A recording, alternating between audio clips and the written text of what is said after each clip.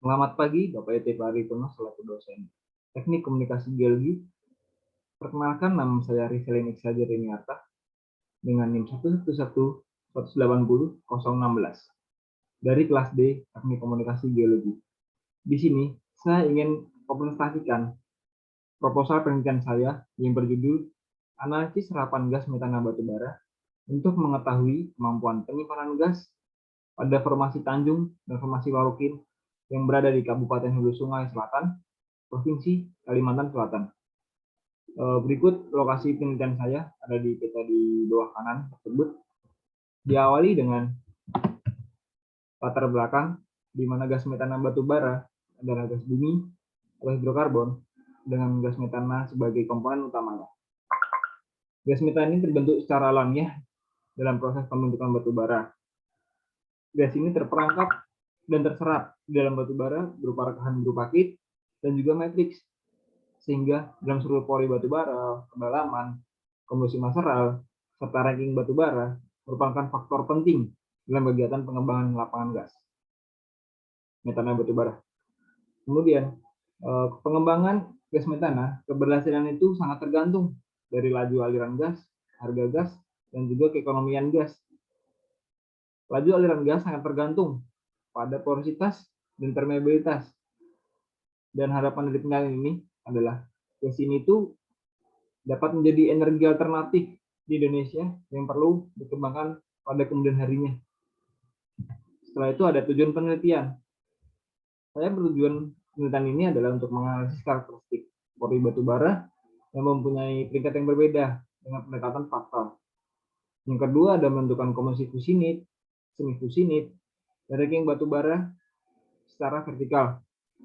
Yang ketiga ada pembuatan model hubungan di mana antara dimensi faktor porositas, komposisi maseral, dan juga kualitas batubara terhadap serapan gas metana di batubara. Nah, di samping di sini ada metodologi. Metodologi di sini diawali dengan pembuatan latar belakang. Kenapa saya ingin meneliti ini? Tentunya didasari oleh studi pustaka yang berasal dari jurnal, dari proceeding, literatur. Kemudian ada dua analisis. Di sini ada analisis dari sampel batubara dan juga analisis serapan gas. Nah, di tiap analisis tersendiri itu mempunyai suatu contoh dan metode yang masing-masing berbeda. Yang pertama misalnya ada di batubara, misalnya ini ada preparasi, diawali dengan preparasi, kemudian ada analisis, kemudian ada juga hasil citra atau analisis citra kita.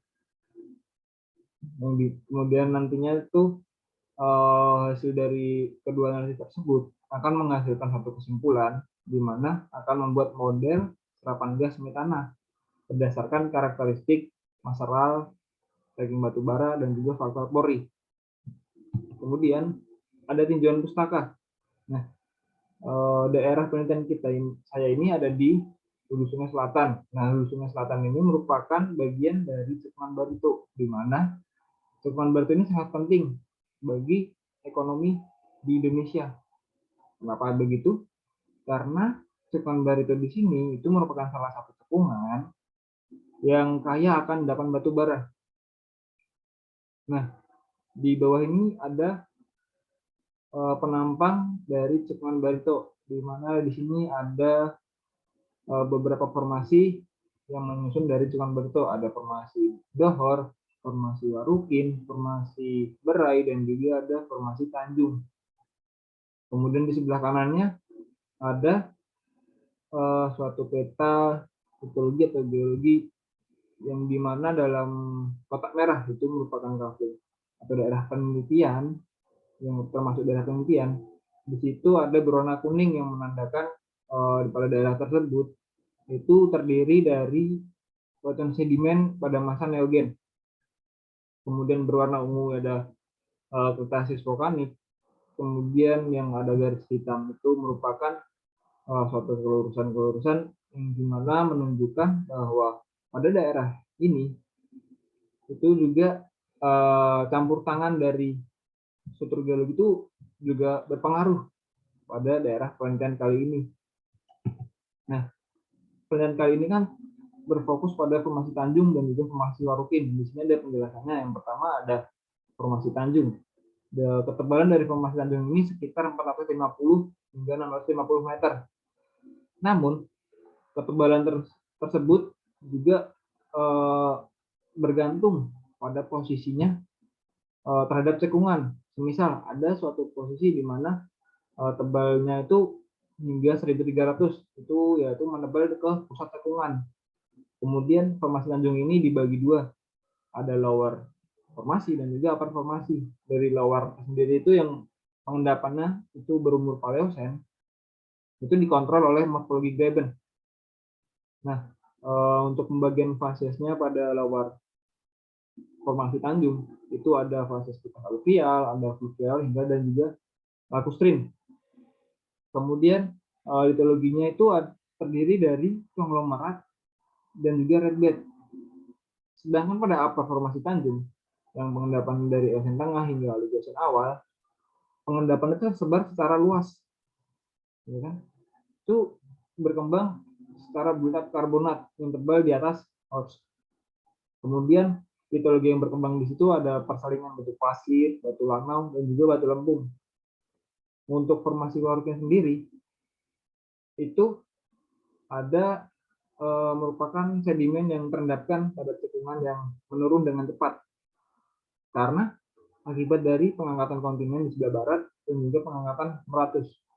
Nah, kemudian fases dari formasi Warukin tersendiri, khususnya di cekungan Barito, ini merupakan fases pro-deltaik, yaitu melalui fases delta front menuju fases delta plane.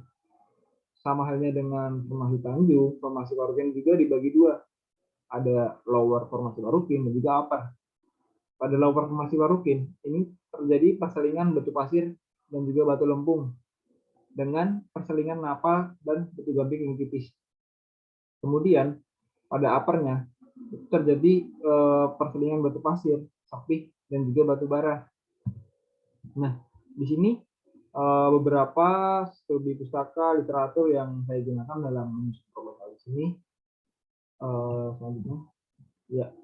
Selanjutnya cukup sekian presentasi hasil penelitian proposal ini. Proposal penelitian dari saya, kurang lebihnya mohon maaf. Selamat pagi dan terima kasih.